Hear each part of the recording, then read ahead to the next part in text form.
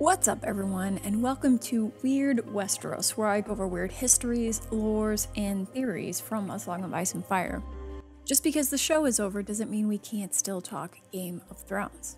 Today is part 2 of a 5-part miniseries covering the 5 weirdest mythical sentient species in Planetos. Specifically in this episode, we're going to be talking about the Squishers. With that out of the way, let's get into it. As A Song of Ice and Fire fans, we know of the vastness of Planetos, and we're no strangers to the weird and creepy things George R.R. Martin filled it with. Squishers are no different. There are many tales in Planetos of fishmen, and Squishers are just one of those stories. We hear the stories of Squishers from the folklore in the Crown Lands.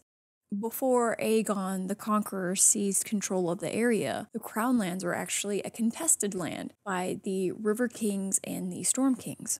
It shares borders with the Riverlands to the west and northwest, and you can also find many strongholds in the Crown Lands like King's Landing, Harrenhal, Dragonstone, and Maidenpool.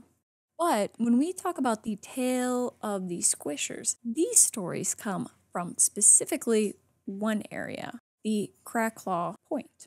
It is a peninsula found in the Narrow Sea. Majority of the inhabitants living in this area are descended from the First Men, and they have always told stories of Squishers. According to legend, from afar they appear human, but as they draw nearer to you, you will notice their heads are larger than those of men, and instead of hair, they don scales. It is no surprise stories report they have webbed fingers and toes because they are fishmen. To add to their fishy appearance, you will also see their bellies are white and they have green, sharp, needle-like teeth.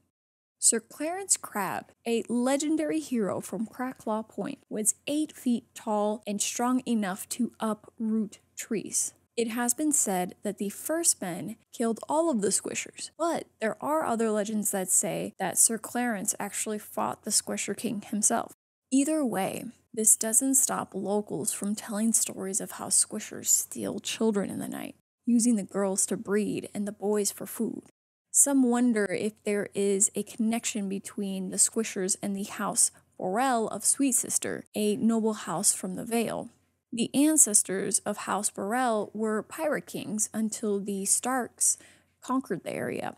But it is said that for 5,000 years, the Borels have had what they call the mark, which is a strange webbing of their hands and feet, told to us by Davos in A Dance of Dragons. Maester Theron, in his script Strange Stone, tells us that it is unknown if Squishers are actually related to the Deep Ones. And if you've never heard of the Deep Ones, I actually made a video about that you can click on here.